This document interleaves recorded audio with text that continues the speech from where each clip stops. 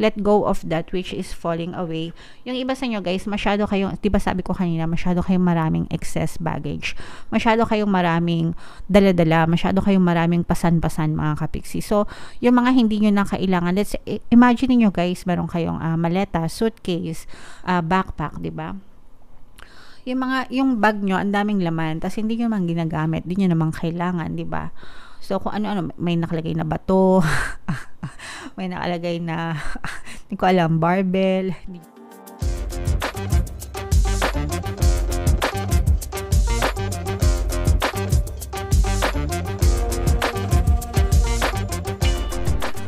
Hello guys, hello Gemini, welcome back to Pinoy Pixie Tarot.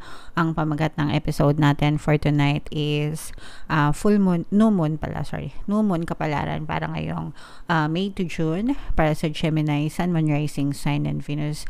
General reading lang guys, pwede mag-resonate, pwedeng hindi, combination ng positive and negative energy mga kapiksi. Unahin natin itong deck na to guys, tingnan natin yung new moon message para sa inyo.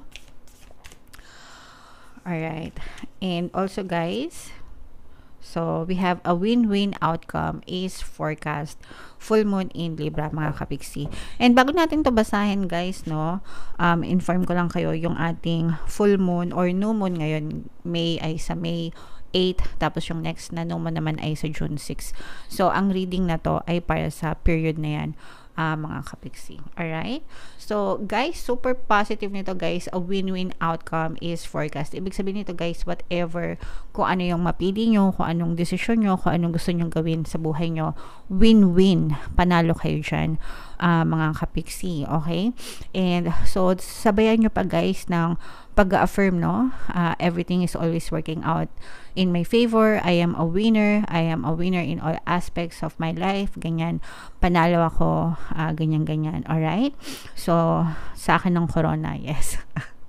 May nanalo na sa akin ng corona. Yung mga ganon, mga kapiksi. Okay, so this is a very, very positive message for you to keep guys. Okay, attune to the moon, let go of that which is falling away. So kailangan matuto tayo mag-let go guys ng mga bagay na kumbaga parang excess baggage, no? Yung mga pabigat sa ating buhay, mga negative circumstances, mga negative experience, mga negative situation, mga negative na tao, di ba, yung mga yung mga hindi na kabit-bit and nagiging excess baggage na lang siya sa buhay natin guys. Dapat marunong din kayo mag-let go, marunong din tayong magbabay sa kanila para hindi masyadong mabigat yung mga dalahin natin sa buhay. Sometimes kasi tayo na no? Tayo na yung nagpapahirap sa sarili natin. Pasan tayo ng pasan ng kung ano-ano, hindi naman natin obligasyon or hindi naman natin responsibilidad, at saka parang pinaparusahan din natin yung sarili natin. Okay? Additional meanings of this card. So if meron kang another person na involved ka sa isang person, see the other person through the eyes of love. It will change your perspective. So kung merong tao sa buhay mo na nakatampuhan mo, kinaiinisan mo, ganyan, meron kang conflict sa kanya, try to see them in the eyes of love and magbabago yung perspective mo. So imbis na mainis ka, di ba minsan may ganun, no? Hindi mo alam kung bakit inis ka. Kapag naiinis ka, ang nakikita mo palagi sa kanya yung mga negative na ginagawa niya, di ba? Pero yung mga positive na ginagawa niya, hindi mo yun na-appreciate. Why? Kasi naiinis ka. So, try nyo mga kapiksi na baligtarin, no? See them in the eyes of love and magbabago yung paningin mo sa kanya. Ay, hindi naman pala siya masungit. Ay, hindi naman pala siya tamad, no? Masyado lang siyang pagod, ganyan. Ay, hindi naman pala siya maingay. Sumasali lang siya kapag nagkukwentuhan. Ay, hindi naman pala siya sip-sip, masipag lang talaga siya magtrabaho. So, yung mga ganun, guys. So, yung para magbago yung paniniwala nyo sa kanila, mga kapiksi. Okay? Alright. And for some of you guys, maaring kailangan yung magdesisyon, no? So it's time for you to make a firm decision. Kailangan nyo mag-decide, mga kapiksi. Syempre guys, kayo yung masusunod dyan. Timbangin nyo yung pros and cons and make sure na alam nyo yun, wag kayong magsisi sa mga decision nyo, and be accountable guys dun sa mga decision nyo. Okay?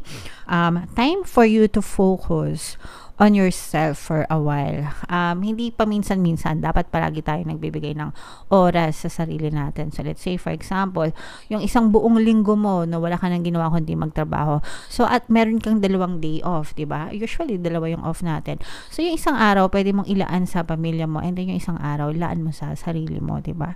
It doesn't hurt, no? Na kahit papano bigyan mo ng time, ng me time yung sarili mo, kapiksi. Okay? Alright. Look after yourself but avoid vanity. Huwag naman masyadong exage guys, no? Yung saktuhan lang, alright? And now is the time, a time for makeover. Sa mga gusto mag-makeover, pwede naman, mga kapiksi, kung gusto nyo. Kung gusto nyo lang naman, okay?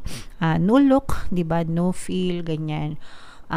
Pero kung ayaw nyo, okay lang din. Ang importante is what you see and what you feel about yourself, or how you see and how you feel about yourself, mga kapiksi. Okay? Alright. So, comment down below, guys. Ito, guys, si Maymay. Yun yan. Mine, winner ako, mine, panalo ako sa lahat ng aspeto ng buhay ko, etc., etc. Para talagang winner ka, mga kapiksi. Malay mo, manalo ka ng loto, diba? Sabi kasi winner.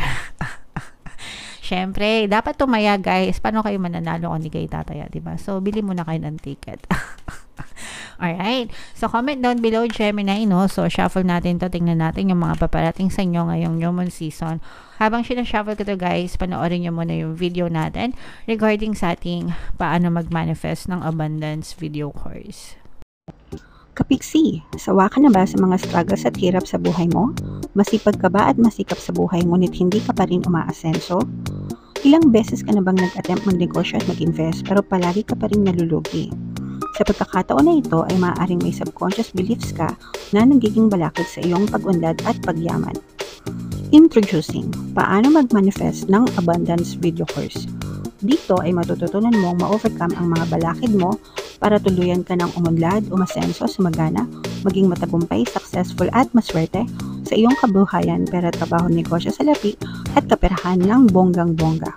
Dali, mag-send na ng email sa pinoypixitaro@gmail.com at simulan na ang iyong pagyaman ngayon. Alright, so sabay-sabay tayo guys, magpayaman. Ngayong 2024, mag-avail na kayo ng course. Sobrang ganda niyan mga kapiksi. And good news guys, no? Ngayong May, meron tayong bagong promo. Actually, pwede kayong mamili guys. Kung gusto nyo ng 1 free pampaswerte subliminal, o kaya naman 200 pesos na discount, okay? Para yan sa lahat na mag-avail ng course until May 30, kaya mag-avail na kayo mga kapiksi. And meron din tayong email coaching guys, manifest your desires using the law of attraction. If meron kayo guys na gusto nyong i-manifest, pwedeng love and relationship mga kapiksi, pwedeng money or career, pwede kayong magpabook ng email coaching session with me. Mag-send lang kayo guys ng email sa pinoypixitaro@gmail.com. So eto guys, sobrang ganda nito kasi swak na swak talaga siya dito sa message na nakuha natin kanina. Explain ko isa-isa. Gemini, kayo ay represent ng King of Swords, Queen of Swords. Ito yung moon energy natin. So yung sinabi natin sa inyo kanina na let go of that which is falling away. Yung iba sa inyo guys, masyado kayong, diba sabi ko kanina, masyado kayong maraming excess baggage. Masyado kayong maraming dala-dala. Masyado kayong maraming pasan-pasan mga kapiksi. So, yung mga hindi nyo na kailangan, let's imagine niyo guys, meron kayong maleta, suitcase, backpack, diba? Yung bag nyo, ang daming laman, tas hindi nyo naman ginagamit, hindi nyo naman kailangan, diba? So, kung ano-ano, may nakalagay na bato, may nakalagay na, hindi ko alam, barbell, hindi nyo naman gagamitin, baka nag-exercise, may nakalagay na, kung ano-ano, kunwari sa bag mo. Yung mga hindi mo kailangan, yung mga tapos na, yung mga irrelevant na, alisin mo, no? And kapag inalis nyo siya, guys, gagaan ang buhay nyo. magbabago, as in, promise, gagaan yung buhay nyo and mas magiging mabilis yung progreso nyo, guys. And ano din to, parang magiging hudyat ng bagong simula. In short, guys, mag-move on kayo, okay? Bawasan nyo yung mga bigat sa dibdib nyo, bigat sa buhay nyo. Mga kapiksi, mag-move on kayo. Do yourself a favor. Mag-move on kayo, guys. Kapag ginawa nyo yan, mas mabilis, magkakaroon ng progreso. Unexpected, no? Mapapansin mo, talagang gagaan yung buhay mo. And maaaring maging hudyat ito ng bagong simula sa buhay mo, okay? And then, for some of you, guys, yung sinabi natin na mayroon kayong kailangan pag-desisyonan, kailangan yung timbangin, guys, yung mga pros and cons. There's always mga advantage and disadvantage ng mga bawat sitwasyon, mga kapiksi. So, pag-aralan mabuti yung mga pagdidesisyon, timbangin, guys, no? Makakatulong yung paghingi ng suggestion sa ibang tao, recommendation nila, ganyan. O kaya naman, i-consider mo yung mga tao sa paligid mo kapag magdidesisyon ka, kasi sometimes hindi lang naman tayo yung magbe-benefit or maapektuhan, kundi yung mga mahal din natin sa buhay. Ilagay nyo din yung, parang sinasabi din dito, guys, na ilagay nyo yung sa tamang balance. Kailangan magkaroon ka ng work-life balance, kasi nga, diba sabi, magkaroon ka ng me time, mga kapiksi. So, wag puro trabaho, wag puro pamilya. Sometimes magbigay ka din, maglaan ka din ng oras para sa sarili mo, kasi deserve mo yan, mga kapiksi, okay? Sa relationship, guys, maganda yung nakikita nating energy. Meron ditong presence ng water sign at saka fire sign energy. Aries, Leo, Sagittarius, Cancer, Pisces, Scorpio. So, for some of you, maaaring may ganyan sa natal chart mo. Another water sign ulit. Yung mga person nyo, mga kapiksi. Ayan, guys, sobrang sipag nyo talaga, na parang sinasabi na magpahinga, okay? Magpahinga ng konti, minor. Ayan, this is me time, mga kapiksi. Ayan, tingnan mo, para siyang Sleeping Beauty, di ba? Sleeping Beauty, nagbe-beauty rest, walang iniisip kundi sarili niya, di ba? So, it's time for you to recharge, mga kapiksi. Magpaganda, makeover, kung gusto nyo lang naman. Pero kung ayaw nyo mag-makeover, okay lang. Ayan, labas-labas kayo with friends, with your families, mga kapiksi, no? Bonding, ganyan. Pero kumbaga, parang sinasabi dito na mag-enjoy ka. Hindi mo kailangan na mag-suffer. Hindi kailangan puro suffering palagi. Hindi kailangan na puro obligasyon, responsibilidad palagi. Sometimes kailangan mo rin mag-enjoy. Hindi naman to the max, diba?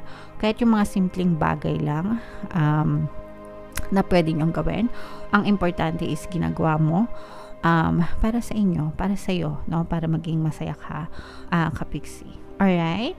Okay, so comment down below, Gemini, if naka-resonate kayo. Sobrang ganda ng reading nyo, mga kapiksi. Super positive, and lahat ng magaganda, guys, i-mine nyo yan sa comment section. Mine harmonious relationship, mine work-life balance, mine unexpected, no? Kasi yung ibang asa nyo, parang may mabilis, unexpected na dadating sa inyo, and yeah.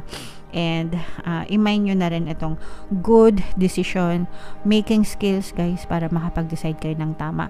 I-type nyo, guys, sa comment section, everything is always working out in my favor. Okay? Alright, so comment down below, Gemini, if naka-resonate kayo, guys. Ito yung ating mga pampaswerte subliminals. Pakinggan nyo para maging maswerte kayo, guys. And ito naman yung ating success stories ng paano mag-manifest ng abundance video course. Click here to subscribe, guys, and click here to join our membership program. Thank you for liking, sharing, and subscribing. And see you again next time. I love you all, guys. Have a nice day. Bye-bye.